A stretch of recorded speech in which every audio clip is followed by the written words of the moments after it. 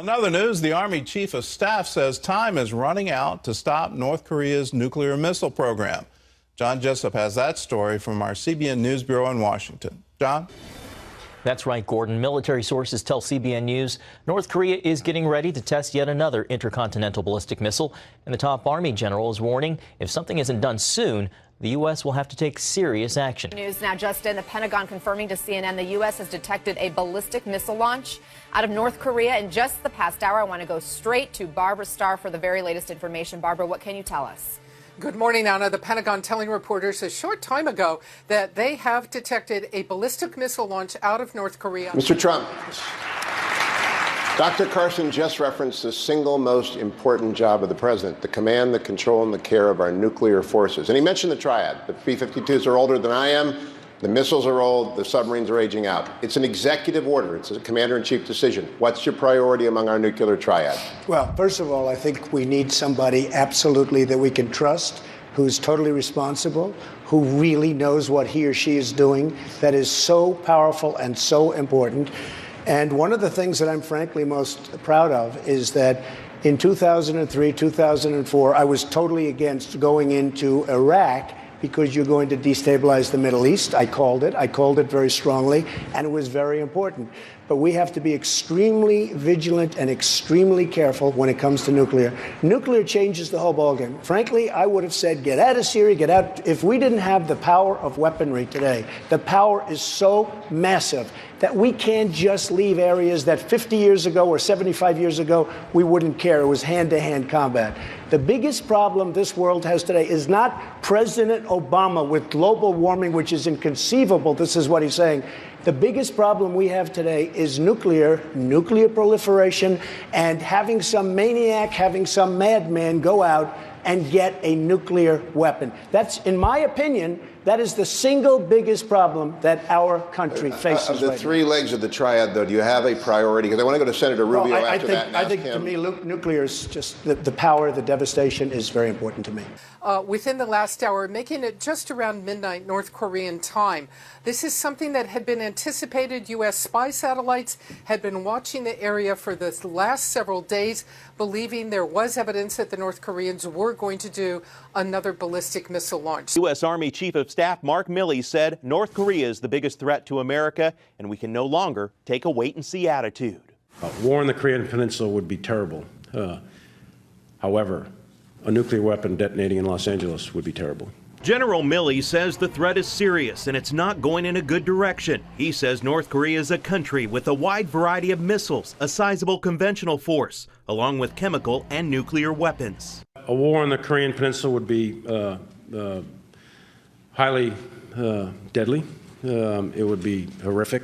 The United States military, in combination with the South Korean military, would utterly destroy the North Korean military, but that would be done at high cost. But the general says we are at a point in time where tough choices will have to be made. We are going to have to make conscious decisions that are going to have significant consequences.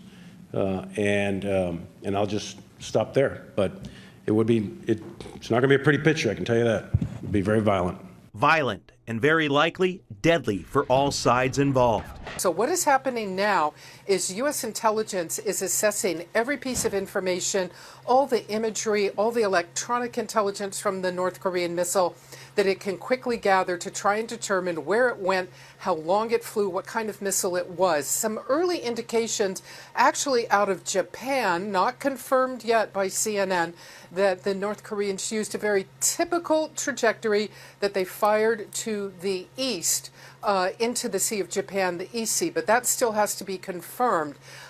I have to tell you that one of the things in the last 24 hours the Pentagon was very concerned about is that this could be the second intercontinental ballistic missile launch by the North Koreans. You know, that long range capability. The first one they fired was just on July 4th. So if they have done another ICBM so quickly after the first test, that is going to be something for the U.S. to contemplate. They've already revised the intelligence assessment by about 2 years that North Korea could have a capable long-range missile by sometime in early 2018, and that's only months away. So we will see in the coming hours, probably fairly quickly, what kind of missile this was and if this really, again, changes the equation about the North Korean threat. Anna? And Barbara, remind our viewers what the U.S. response was the last time when they had that ballistic missile launch, the ICBM that you mentioned. That was on July 4th, just a few weeks ago. Well, it was, and it did spark a great deal of concern because if North Korea really has the capability for an ICBM long range, that means that they could achieve their goal someday of really being able to hit the United States with a missile, with a nuclear warhead on top. Let's be clear, the missile that they fired back on July 4th has that theoretical range and capability. Whether or not it can actually hit a target with precision at that kind of range, 5,000 miles plus away, that's a technical engineering question, but perhaps of small comfort because the North Koreans are rapidly being able to demonstrate this capability. This now puts it square in President Trump's pile of decisions to make about what he wants to do if this new missile today does prove to be another long-range missile. U.S. policy by the State Department and the White House has been to focus on diplomacy, to focus on pressuring the Chinese, to pressure the North Koreans.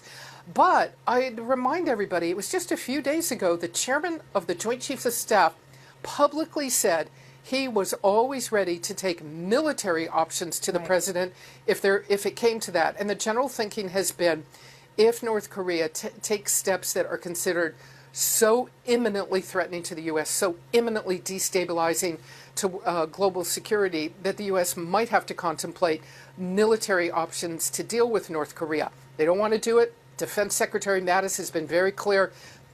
A war with the North Korean regime would be, utter disaster, utter catastrophe. Tens of thousands, if not millions of people could die in South Korea. The North Koreans, no telling how they would react to anything like that.